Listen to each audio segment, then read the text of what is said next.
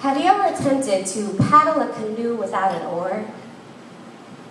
Have you ever attempted to paddle a canoe without an oar upstream against the wind? Have you ever attempted to paddle a canoe without an oar upstream against the wind, blindfolded, with weights on your feet? Have you ever attempted to paddle a canoe without an oar upstream against the wind, the gusting wind, blindfolded, so you can't see a thing, with heavy weights on your feet and your right arm and left arm tied behind your back? Such is life. Hope is on the horizon.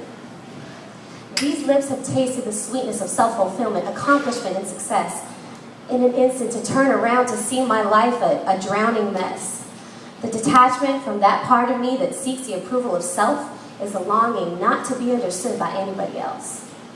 The river of life is a stream of circumstances, happenstances, failed romances, second chances, passing glances, plummeting finances, drifting by as if to say, row, row, row as fast as you can. You can't catch me. Happiness is not the plan. This too shall pass, the storm, they say. But what happens when the clouds collect every single day? The same tomorrow, just like yesterday, the roaring rapids of failure and spite, the art of war, the internal fight, obstructs your sight and remains your plight. If only someone, something would ignite the version of you that you fail to see, the one that has flesh and blood coursing through veins, rid of debris, rid of distractions and sorrow, not the carcass of you that remains hollow, the skeletal account of do-wrongs and trade reactions that brought you to this moment in time.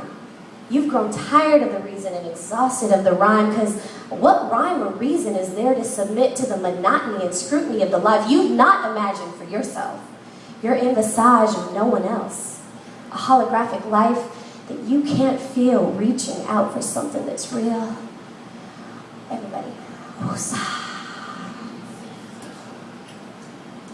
It's amazing what shifted thoughts can do, a change in perspective or an alternate view.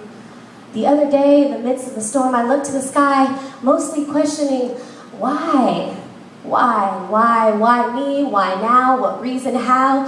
And as the drops cascaded down my face, I found solace in this place, the place that I was where I was supposed to be. Exactly where my thoughts were free to embrace the understanding of perspective and slay the powerlessness of being misdirected. Get your mind right and your thoughts clear. You are your own captain, fearless, no fear of what came or what is to come. No fear of undoing or being undone, no fear of the future or of the past, no fear that these idyllic feelings won't last. This time you know that your rhyme will consist of nothing but creativity and bliss.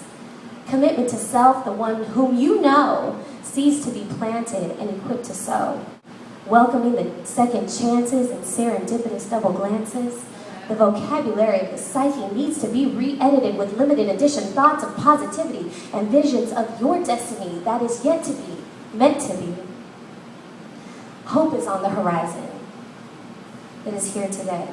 Let the sun's rays kiss your face and embrace every trace of goodness within. In a perceived moment of weakness, you'll find the strength to bridge your heart and your mind. It is there you'll find answers that will the windfall of blessings until you are shatterproof. Hopelessness and despair will never engulf yourself. As you stumble and fall on the way, just remember that perspective and hindsight are here today. You are the one that will determine your light at the end of the tunnel and discover an eternal clarity and sight.